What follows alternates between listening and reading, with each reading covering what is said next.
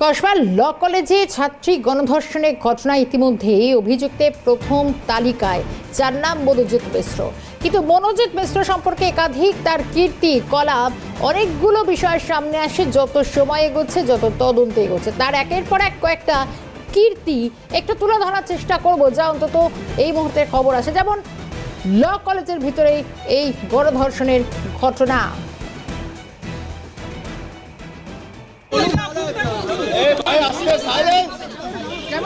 দেখুন, ঘটনা ঘটার পর থেকে এনসিডব্লিউ কগনিজেন্স নিয়েছে।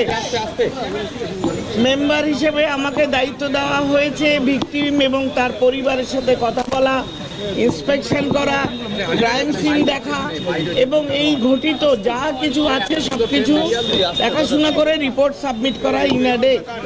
সেখানে আমি আমার দায়িত্ব করতে এসেছি, কাজ পালন করতে।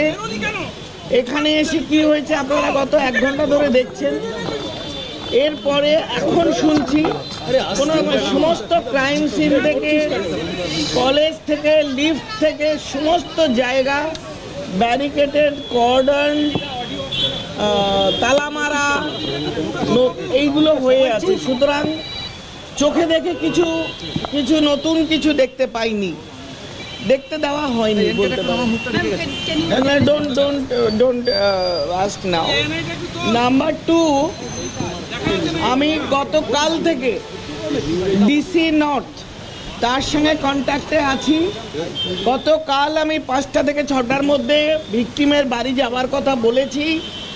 ভিকটিমের বাড়িতে যাওয়ার জন্য তার বাবার নাম্বার আমাকে দেওয়া হয়েছিল। বাবা গতকাল অন্তত 5 বার আমার সঙ্গে কথা বলেছেন। তাদের মনের মধ্যে একটা ভয় ঢোকানো হয়েছে।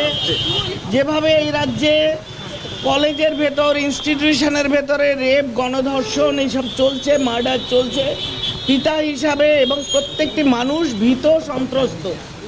এবং এই কাজটার জন্য বাবাকে আজকে সকালবেলা, কাল রাত্রিবেলা তারা বললেন আমরা আমাদের 164 আমাদের মেডিকেল রিপোর্ট এবং আমরা ক্রাইম সিন সমস্ত কাজ আজকে করব। যেহেতু গতকাল কমিশনের চিঠি এসছে, পুলিশ 3 দিন বাদে হঠাৎ অত্যন্ত তৎপর হয়ে কাল রাত 12টা অবধি এই কাজগুলো করেছে এবং যাতে আমরা ভিকটিমের সাথে না বসতে পারি সে বন্দোবস্ত করেছে।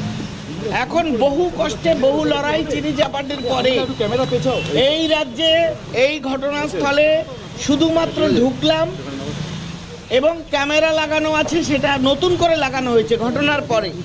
আগে 4টে ক্যামেরা ছিল, এখন 12টা ক্যামেরা লাগানো হয়েছে এই ঘটনা গ্যাং রেপের পরে। সেইটা আছে, কোনো দ্বিতীয় প্রাণী নেই পুলিশ ছাড়া। একজন নতুন সিকিউরিটি গার্ড যিনি কিছুই জানেন না, তাকে সামনে দাঁড় করানো হয়েছে, বাকি কেউ নেই। ওপর থেকে নিচ অব্দি সমস্ত তালাবন্ধ।